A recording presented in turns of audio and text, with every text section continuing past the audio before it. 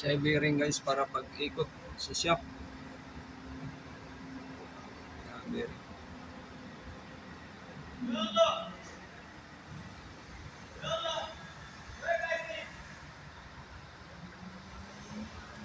Our main purpose is to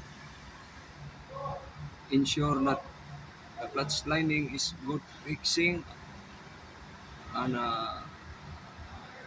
good free, because when we fix the transmission it's hard to remove again when the gear is not engaged. So that's why I make it sure that we will do our job once a time and cannot be removed again. Try again, try and try. We don't waste our time. So that's why we are making special phones like this. Improvise clutch testing, pressure plate testing for Volvo detector.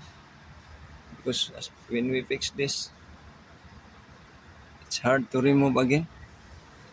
Aside from that, we will consume maybe 2 days, 4 days removing and fixing. Okay.